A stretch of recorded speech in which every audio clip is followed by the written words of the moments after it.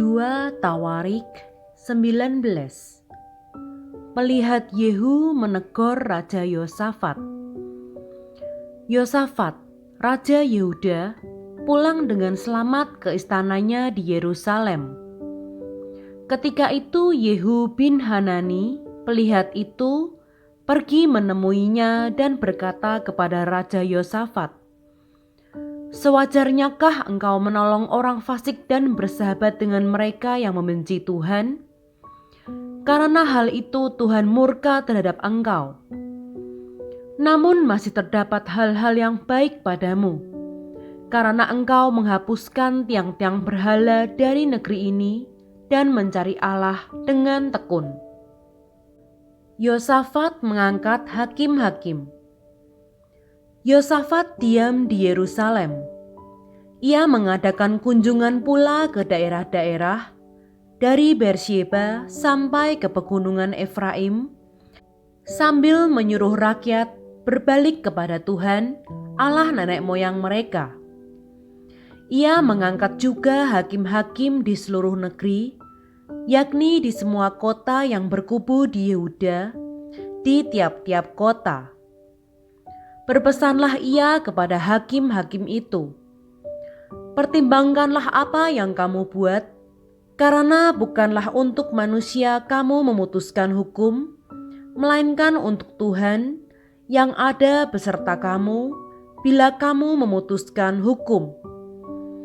Sebab itu kiranya kamu diliputi oleh rasa takut kepada Tuhan. Bertindaklah dengan seksama, karena berlaku curang, memihak ataupun menerima suap tidak ada pada Tuhan Allah kita."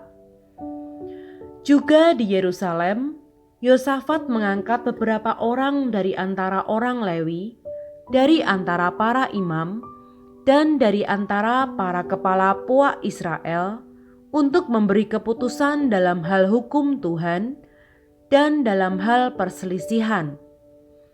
Mereka berkedudukan di Yerusalem. Ia memerintahkan mereka, "Kamu harus bertindak dengan takut akan Tuhan, dengan setia dan dengan tulus hati demikian. Dalam setiap perkara yang disampaikan kepada kamu oleh rekan-rekanmu yang tinggal di kota-kota, yakni perkara-perkara mengenai penumpahan darah atau mengenai hukum, perintah, ketetapan-ketetapan, dan peraturan-peraturan, hendaklah kamu memperingatkan mereka supaya mereka jangan bersalah terhadap Tuhan, sehingga murkanya menimpa kamu dan rekan-rekanmu. Hendaklah kamu berbuat demikian, dan kamu tidak akan bersalah." Dengan ini imam kepala Amaria diangkat sebagai ketuamu dalam segala perkara ketuhanan, dan Zebaja bin Ismail, pemuka kaum Yehuda, dan segala perkara kerajaan, sedang orang Lewi akan melayani kamu sebagai pengatur. Bertindaklah dengan tegas, kiranya Tuhan menyertai orang yang tulus ikhlas.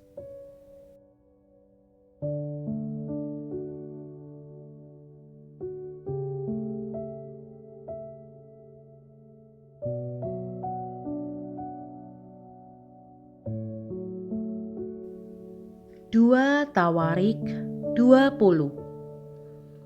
Kemenangan atas Moab dan Amon, akhir pemerintahan Yosafat. Setelah itu Bani Moab dan Bani Amon datang berperang melawan Yosafat bersama-sama sepasukan orang Meunim. Datanglah orang memberitahukan Yosafat, "Suatu laskar yang besar datang dari seberang Laut Asin, dari Edom, menyerang tuanku. Sekarang mereka di Hazeson Tamar, yakni En-Gedi." Yosafat menjadi takut, lalu mengambil keputusan untuk mencari Tuhan. Ia menyerukan kepada seluruh Yehuda supaya berpuasa. Dan Yehuda berkumpul untuk meminta pertolongan daripada Tuhan. Mereka datang dari semua kota di Yehuda untuk mencari Tuhan. Lalu Yosafat berdiri di tengah-tengah jemaah Yehuda dan Yerusalem di rumah Tuhan, di muka pelataran yang baru, dan berkata, "Ya Tuhan Allah nenek moyang kami, bukankah Engkau Allah di dalam sorga? Bukankah Engkau memerintah atas segenap kerajaan bangsa? Kuasa dan keperkasaan ada di dalam tangan-Mu, sehingga tidak ada orang yang dapat bertahan melawan Engkau. Bukankah Engkau Allah kami yang menghalau penduduk tanah ini dari depan umat-Mu Israel dan memberikannya kepada keturunan Abraham, sahabat-Mu itu, untuk selama-lamanya?" Lalu mereka mendiami tanah itu dan mendirikan bagi-Mu tempat kudus untuk nama-Mu. Kata mereka, "Bila sesuatu malapetaka menimpa kami, yakni pedang, penghukuman, penyakit sampar, atau kelaparan, kami akan berdiri di muka rumah ini, di hadapan-Mu, karena nama-Mu tinggal di dalam rumah ini. Dan kami akan berseru kepadamu di dalam kesesakan kami, sampai Engkau mendengar dan menyelamatkan kami. Sekarang lihatlah Bani Amon dan Moab, dan orang-orang dari pegunungan Seir ini. Ketika orang Israel datang dari tanah Mesir, Engkau melarang mereka memasuki negerinya. Oleh sebab itu mereka menjauhinya dan tidak memusnahkannya. Lihatlah, sebagai pembalasan mereka datang mengusir kami dari tanah milik yang telah Engkau wariskan kepada kami. Ya Allah kami, tidakkah Engkau akan menghukum mereka? Karena kami tidak mempunyai kekuatan untuk menghadapi laskar yang besar ini yang datang menyerang kami. Kami tidak tahu apa yang harus kami lakukan, tetapi mata kami tertuju kepadamu." Sementara itu seluruh Yehuda berdiri di hadapan Tuhan, juga segenap keluarga mereka dengan istri dan anak-anak mereka. Lalu Yahaziel bin Zakaria bin Benaya bin Matanya, seorang Lewi dari Bani Asaf, dihinggapi roh Tuhan di tengah-tengah jemaah dan berseru, "Camkanlah, hai seluruh Yehuda dan penduduk Yerusalem dan tuanku Raja Yosafat. Beginilah firman Tuhan kepadamu. Janganlah kamu takut dan terkejut karena laskar yang besar ini, sebab bukan kamu yang akan berperang melainkan Allah. Besok haruslah kamu turun menyerang mereka. Mereka akan mendaki pendakian Ziz, dan kamu akan mendapati mereka di ujung lembah, di muka padang gurun Yeruel. Dalam peperangan ini tidak usah kamu bertempur, hai Yehuda dan Yerusalem.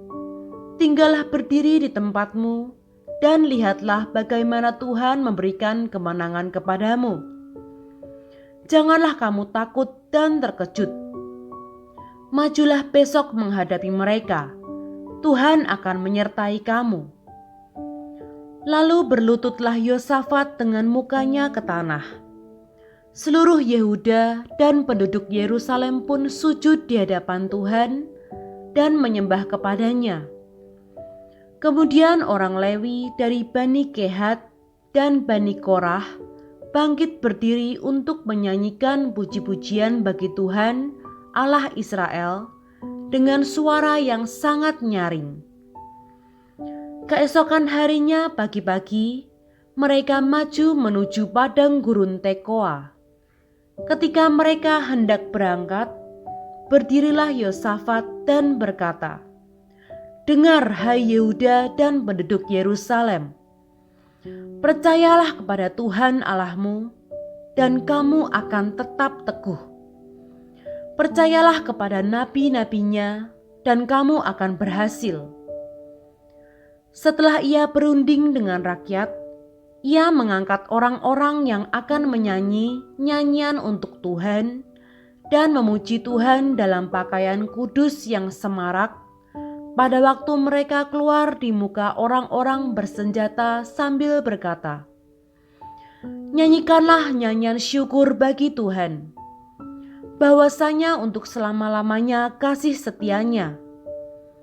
Ketika mereka mulai bersorak-sorai dan menyanyikan nyanyian pujian, dibuat Tuhanlah penghadangan terhadap Bani Amon dan Moab dan orang-orang dari pegunungan Seir yang hendak menyerang Yehuda, sehingga mereka terpukul kalah. Lalu Bani Amon dan Moab berdiri menentang penduduk pegunungan Seir hendak menumpas dan memunahkan mereka. Segera sesudah mereka membinasakan penduduk Seir, mereka saling bunuh-membunuh. Ketika orang Yehuda tiba di tempat peninjauan di padang gurun, mereka menengok ke tempat laskar itu. Tampaklah semua telah menjadi bangkai berhantaran di tanah, tidak ada yang terluput. Lalu Yosafat dan orang-orangnya turun untuk menjarah barang-barang mereka. Mereka menemukan banyak ternak, harta milik, pakaian, dan barang-barang berharga. Yang mereka rampas itu lebih banyak daripada yang dapat dibawa. 3 hari lamanya mereka menjarah barang-barang itu karena begitu banyaknya. Pada hari keempat, mereka berkumpul di lembah pujian. Di sana mereka memuji Tuhan, dan itulah sebabnya orang menamakan tempat itu lembah pujian hingga sekarang. Lalu pulanglah sekalian orang Yehuda dan Yerusalem dengan Yosafat di depan. Mereka kembali ke Yerusalem dengan sukacita, karena Tuhan telah membuat mereka bersukacita karena kekalahan musuh mereka. Mereka masuk ke Yerusalem dengan gambus dan kecapi dan nafiri, lalu menuju rumah Tuhan. Ketakutan yang dari Allah menghinggapi semua kerajaan negeri-negeri lain ketika mereka mendengar bahwa Tuhan yang berperang melawan musuh-musuh Israel.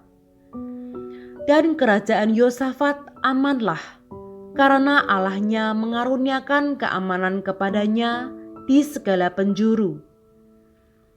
Yosafat memerintah atas Yehuda. Ia berumur 35 tahun pada waktu ia menjadi raja, dan 25 tahun lamanya ia memerintah di Yerusalem. Nama ibunya ialah Azubah, anak Silhi. Ia hidup mengikuti jejak Asa ayahnya. Ia tidak menyimpang daripadanya dan melakukan apa yang benar di mata Tuhan. Hanya bukit-bukit pengorbanan tidak dijauhkan. Bangsa itu belum mengarahkan hatinya kepada Allah nenek moyang mereka. Selebihnya dari riwayat Yosafat, dari awal sampai akhir, sesungguhnya semuanya itu tertulis di dalam riwayat Yehu bin Hanani yang tercantum di dalam kitab Raja-Raja Israel. Kemudian Yosafat, Raja Yehuda, bersekutu dengan Ahazia, Raja Israel, yang fasik perbuatannya. Ia bersekutu dengan Ahazia untuk membuat kapal-kapal yang dapat berlayar ke Tarsis. Kapal-kapal itu dibuat mereka di Ezion Geber. Tetapi Eliezer bin Dodawa dari Maresa bernubuat terhadap Yosafat. Katanya, "Karena engkau bersekutu dengan Ahazia, maka Tuhan akan merobohkan pekerjaanmu."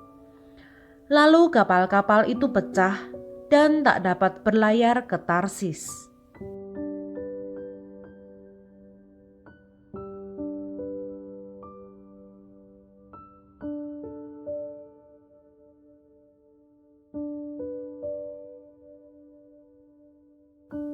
Dua Tawarik 21. Kemudian Yosafat mendapat perhentian bersama-sama dengan nenek moyangnya, dan ia dikuburkan di samping nenek moyangnya di kota Daud. Maka Yoram anaknya menjadi raja menggantikan dia. Raja Yoram. Saudara-saudaranya, anak-anak Yosafat, ialah Azaria, Yehiel, Zakaria, Azaryahu, Mikael, dan Sefaca. Mereka semua anak-anak Yosafat Raja Israel. Ayahnya memberikan kepada mereka banyak pemberian berupa emas dan perak dan barang-barang berharga, juga kota-kota berkubu di Yehuda. Tetapi kedudukan raja diberikannya kepada Yoram karena dialah anak sulungnya. Sesudah Yoram memegang pemerintahan atas kerajaan ayahnya dan merasa dirinya kuat, ia membunuh dengan pedang semua saudaranya dan juga beberapa pembesar Israel. Yoram berumur 32 tahun pada waktu ia menjadi raja, dan 8 tahun lamanya ia memerintah di Yerusalem. Ia hidup menurut kelakuan raja-raja Israel seperti yang dilakukan keluarga Ahab, sebab yang menjadi istrinya adalah anak Ahab. Ia melakukan apa yang jahat di mata Tuhan.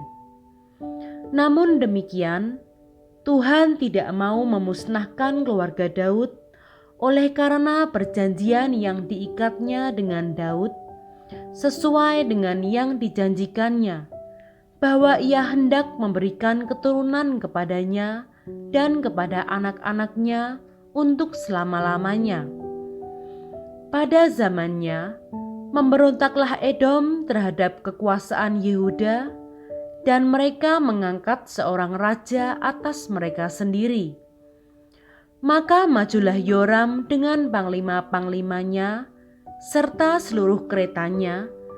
Pada waktu malam, bangunlah ia, lalu bersama-sama dengan para panglima pasukan kereta, ia menerobos barisan orang Edom yang mengepung dia. Demikianlah Edom memberontak kekuasaan Yehuda dan terlepas sampai sekarang ini. Lalu Libna pun memberontak terhadap kekuasaannya pada masa itu juga. Itu disebabkan karena ia telah meninggalkan Tuhan, Allah nenek moyangnya. Lagi pula ia membuat bukit-bukit pengorbanan di gunung-gunung Yehuda. Ia memujuk penduduk Yerusalem untuk berzinah, dan ia menyesatkan Yehuda. Lalu sampailah kepadanya sebuah surat dari Nabi Elia yang bunyinya, "Beginilah firman Tuhan Allah Daud, bapa leluhurmu. Karena engkau tidak hidup mengikuti jejak Yosafat ayahmu dan Asa raja Yehuda, melainkan hidup menurut kelakuan raja-raja Israel dan membujuk Yehuda dan penduduk-penduduk Yerusalem untuk berzinah, sama seperti yang dilakukan keluarga Ahab, dan juga karena engkau telah membunuh saudara-saudaramu, seluruh keluarga ayahmu yang lebih baik daripadamu, maka Tuhan akan mendatangkan tulah besar atas rakyatmu, anak-anakmu, istri-istrimu, dan atas semua harta milikmu. Dan engkau sendiri akan menderita penyakit yang dahsyat, suatu penyakit usus, hingga selang beberapa waktu ususmu keluar oleh karena penyakit itu." Lalu Tuhan menggerakkan hati orang Filistin dan orang Arab yang tinggal berdekatan dengan orang Etiopia untuk melawan Yoram. Maka mereka maju melawan Yehuda, memasukinya, dan mengangkut segala harta milik yang terdapat di dalam istana raja sebagai jarahan, juga anak-anak dan istri-istrinya, sehingga tidak ada seorang anak yang tinggal padanya kecuali Yoahas, anaknya yang bungsu. Sesudah semuanya ini, Tuhan menulahinya dengan penyakit usus yang tidak dapat sembuh.